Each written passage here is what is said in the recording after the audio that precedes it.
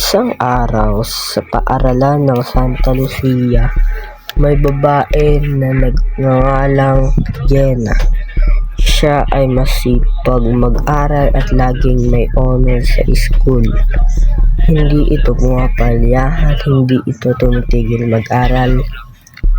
Lagi siyang nagpapasa ng mga requirements, kailangan, assignments, or project. Siya ang pinakamatalino sa kanilang paaralan. Siya ang masigla, siya ang suporta sa lahat ng kanyang mga klase.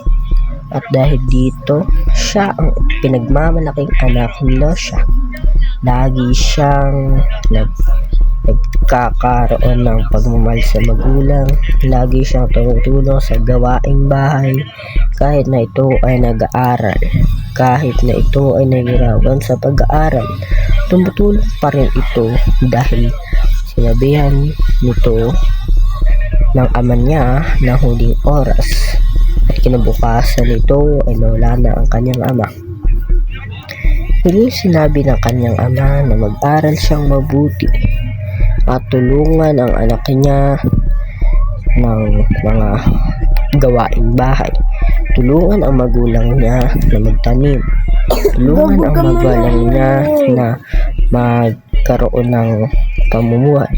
Kaya dahil dito, ang magulang niya ay masaya. Dahil lahat na sinabi ng kanyang ama ay tinutupad nito. Ngunit isang araw, isang gabi, siya ay nalungkot at bukmok sa bahay dahil binubuli daw siya ng kaklase niya. Pinagtatawanan, tinutulak at sinisipa. Nakakaiyak isipin na ito ay nakakalungkot sa magulang. Masakit ito kumpara sa iba. Dahil dito, nagmukmok ang bata, naglaslas. Ito ay nagpakamatay. Ito ay wala ng buhay, pero hindi kaya ng magulang nito ang nangyari sa kanyang anak. Dahil dito, naging masama ang kanyang magulang na nilalabanan ang mga tao, pinapatay ang mga tao, kinakatay ang mga masasama, kinakatay ang mga nagkakasala, at hindi nito tanggap. At natapos ang kwento niya nung siya ay mawalan ng pag-asa. Siya din ay nagpakamatay. Siya din ay hindi nagkaroon ng pag-asa. Namatay siya nang wala sa oras. Nagpakamatay siya dahil hindi niya na alam kung anong gagawin niya sa buhay. Kaya nagpakamatay na lang ito. Dito nagtatapos ang kwento ni Aling Lucia at ni Jenna. Lahat ng aral na ito ay pinakikinggan ng mga kahit sino. Ang aral na aming tinutukoy ay tungkol sa batang babae na mabuti, matatag at hindi na mawala ng pag-asa. Ngunit sa araw ng kanyang bullying sa kanya ay nawalan ito ng pag-asa.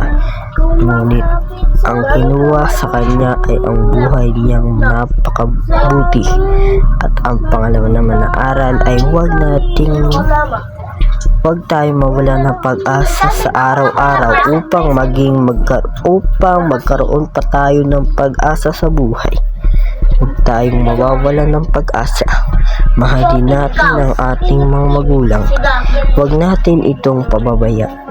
Dahil dito ang nagtapos ang kwento ni Ating Lucia at ni Aling Nina. Wala tayong mga magulang na hindi tayo minamahal. Dito nagtapos ang kwento ni Aling Jenna at Lucia. Kaya dapat lagi tayong magkaroon ng pag-asa at huwag mawala ng pag-asa. Lagi nating sampalatayanan ang Diyos. Dito nagtatapos ang aral na ito. Maraming salamat po.